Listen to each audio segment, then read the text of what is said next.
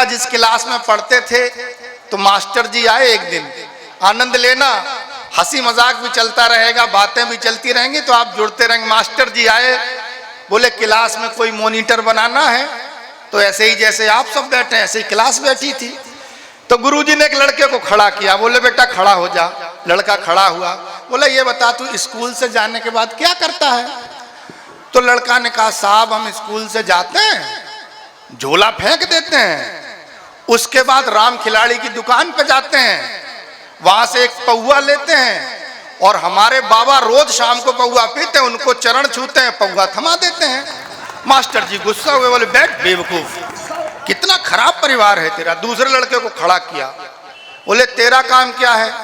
बोले कुछ नहीं साहब, तो छुट्टी होती है, बस्ता फेंकते हैं, 100 का नोट लेते हैं, हमारे पापा दे के भेजते हैं, राम खिलाड़ी की दुकान पर जाते हैं, वहां से थोड़ी सी चरस खरीदते हैं, पिताजी को देते हैं, पिताजी खाते हैं, आराम कर मस्त हो जाते हैं। मास्टर जी और गुस्सा, बोले तेरा तो खानदान ही बेकार है, चल बैठ बेवकूफ कहीं का। तीसरे को खड़ा किया, बोले तू खड़ा हो, तू क्या करता है?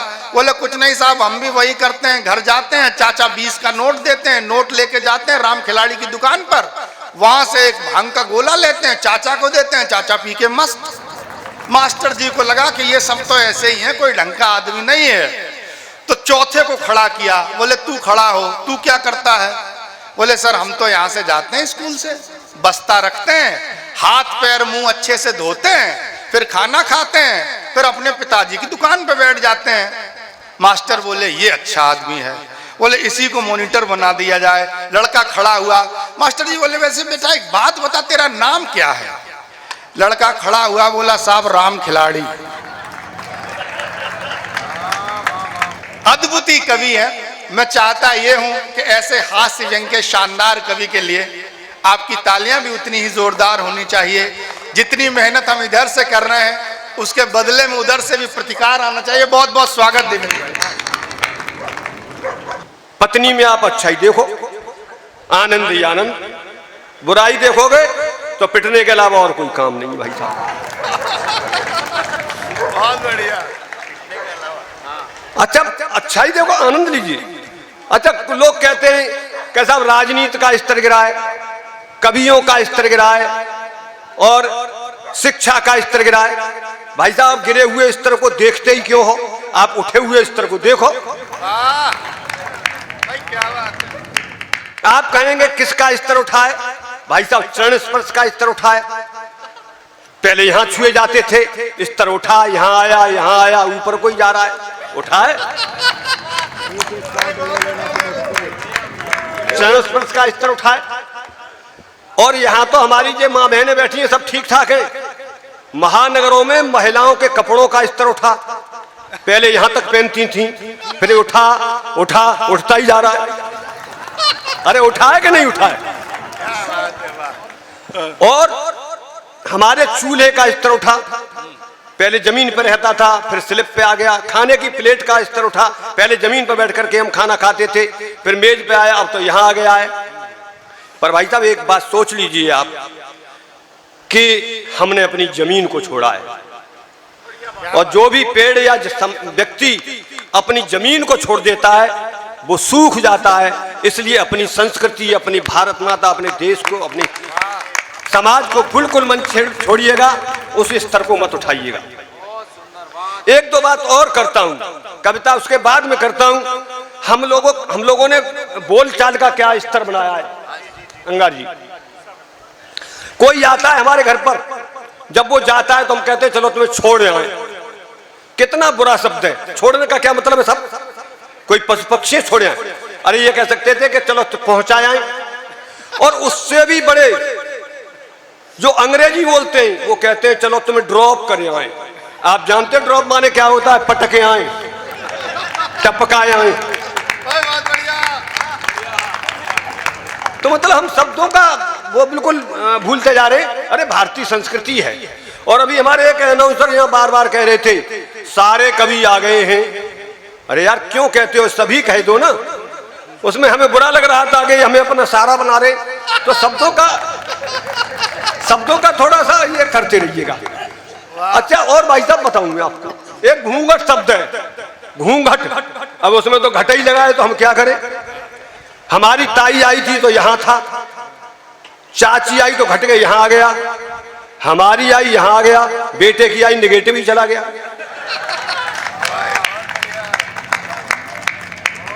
तो ये सब हम लोग अपने हंसने हंसाने की बात करते रहते। आइए मैं अब आगे कविता सुनाता हूं। स्वागत है। बढ़िया बढ़िया। एक शब्द आप लोगों ने बहुत देखा सुना होगा कि मीटू आया था। मीटू, मीटू में ये होता है कि कोई भी महिला 20 वर्ष बाद, 30 वर्ष बाद, 40 वर्ष बाद किसी पर लगा दे के चेयरमैन साहब ने मेरे साथ ऐसा वैसा किया था, मुकदमा दर्ज।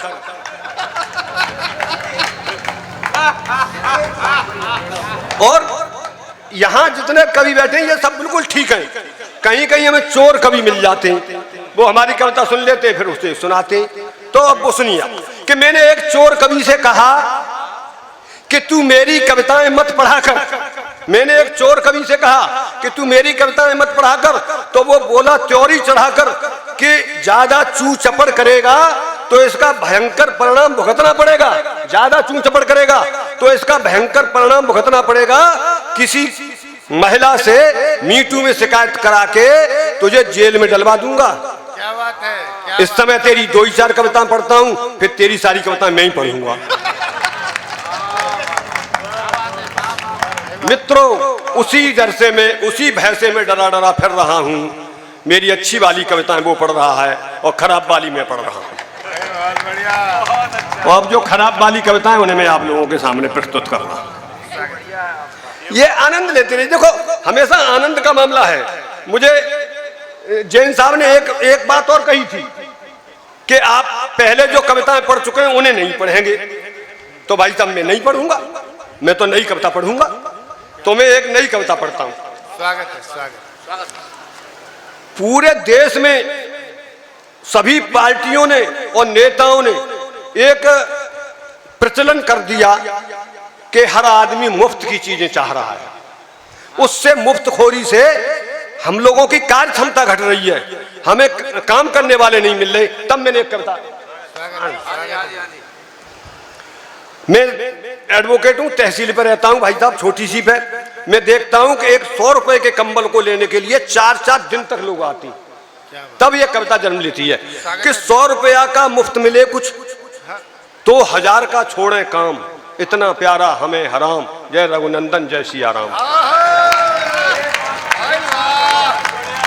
क्या बात है, वाह वाह। 100 रुपया का मुफ्त मिले कुछ तो 1000 का छोड़े काम, इतना प्यारा हमें हराम, जय रघुनंदन जय सिया राम। सस्ती बिजली मुफ्त का पानी, चाहे अपनी जनता रानी, और जो यह समझा सो गुलफाम, इतना प्यारा हमें हराम, जय रघुनंदन जय सिया राम।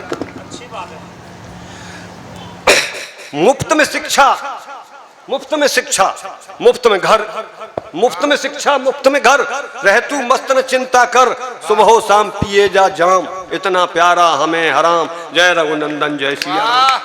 क्या बात। सब चीज मुफ्त में मिल रही है तो क्या करें भाई साहब। जाड़ों में मिल जाते कंबल, बिन मांगे मिलते हैं संबल, खेल वजीफे का है अच्छा, खूब किए जा पैदा बच्चा, ज्यादा बच्चा ज्यादा दाम।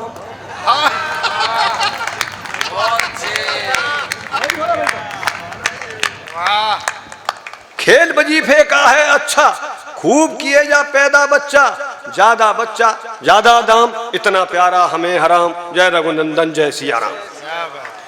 बैंकों से कर्जा ले आओ, कर्ज माफ हो जाता है। बैंकों से कर्जा ले आओ, उसको बिल्कुल नहीं चुकाओ, कर्ज माफ हो जाएगा, बहुत मजा तब आएगा।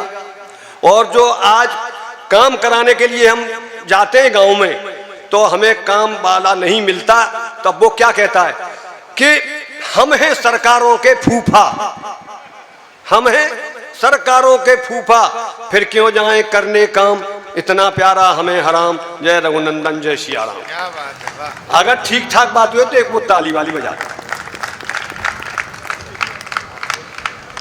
मैंने अर्दली से पूछा कि साहब कितनी देर में आएंगे। मैंने अर्दली से पूछा कि साहब कितनी देर में आएंगे। अर्दली ने बताया कि साहब जुर्म की मां को निपटा रहे हैं उसे निपटा कर ही आएंगे। साहब जुर्म की माँ को निपटा रहे हैं, उसे निपटा कर ही आएंगे। मैंने कहा सही सही बताइए, पहेलियां मत बुझाइए, मत दिखाइए हमें बाहर जाने का रास्ता। अरे साहब का जुर्म की माँ से क्या वास्ता, साहब का जुर्म की माँ से क्या वास्ता। वह बोला चेहरा बनाकर भोला कि वकील साहब आप तो समझदार हैं, कवि हैं, पत्रकार हैं, सामने दीवार पर लिखा है शराब जुर्म की माँ है। सामने दीवार पर लिखा है शराब जुर्म की माँ है। साहब उसी जुर्म की माँ को निपटा रहे हैं, उसे निपटा कर ही आएंगे। आधी निपटा चुके हैं, पूरी निपटा कर ही आएंगे। सामने दीवार पर लिखा है शराब जुर्म की माँ है। साहब उसी जुर्म की माँ को निपटा रहे हैं, उसे निपटा कर ही आएंगे। आधी निपटा चुके हैं, पूरी निपटा कर ही आएंगे। मैंने माथा ठोका वो गांधी के देश, तेरा क्या होगा जिस देश के नेता, अधिकारी और न्यायाधीश इस तरह जुर्म की माँ के साथ रंगरेलियां मनाएंगे तो जुर्मियों को सजा कैसे दे पाएंगे, तो जुर्मियों को सजा कैसे दे पाएंगे, तो जुर्मियों को सजा कैसे दे पाएंगे। एक दो बात और कहकर के विराम लेता हूं। मैं आप लोगों से एक बात कहना चाहता हूं। अगर कोई नेता ये कहे कि हमारे घर पर आना तो आप भागे भागे जाएंगे, किंतु कवि में एक क्षमता होती है कि वो अपने तरीके से मना कर सकता है। मैं राजस्थान में कविता पढ़ रहा था, वहां एक मंत्री जी को मेरी कविता अच्छी लगी, उन्होंने मुझसे कुछ कहा, मैंने उनसे कुछ कहा। कविता भाई साहब गंगार जी कि एक मंत्री जी को अच्छी लगी हमारी कविताएं, बोले शूल जी किसी दिन हमारे गरीब खाने पर भी जरूर आए। बड़ी बड़ी बिल्डिंग होती हैं, कहते हैं गरीब खाना। तब कि एक मंत्री जी को अच्छी लगी हमारी कविताएं, बोले शूल जी किसी दिन हमारे गरीब खाने पर भी जरूर आए और हमारे बच्चों को भी हंसाएं, गुदगुदाएं। मैंने कहा मंत्री जी ये शूल भूल कर भी आपके गरीब खाने पर नहीं आएगा, क्योंकि आपका गरीब खाना अब तक सैकड़ों गरीबों को खा चुका है, मुझ गरीब को भी खा जाएगा। आपका गरीब खाना अब तक सैकड़ों गरीबों को खा चुका है, मुझ गरीब को भी खा जाएगा। और अंत में एक 4-6 पंक्तियां देकर के विराम देता हूं कि जो जैन साहब ने आज जो जितने भी कवि बुलाए हैं ये सभी राष्ट्रीय स्तर के कवि हैं, ये सभी राष्ट्रीय स्तर के कवि हैं। अकेला मैं ही राष्ट्रीय स्तर का नहीं हूं, क्योंकि मैं अंतरराष्ट्रीय स्तर का हूं। और 4 पंक्तियों से अगर मैं अंतरराष्ट्रीय कवि घोषित हो जाऊं तो 4 पंक्तियां और सुनाऊंगा, नहीं तो बैठ जाऊंगा।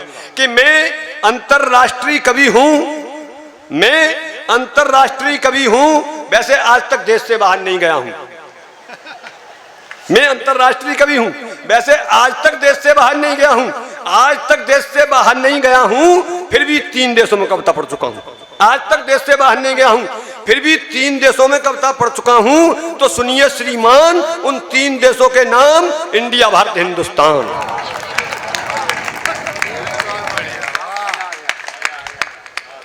आप कहेंगे तो एक ही देश के 3 नाम हैं।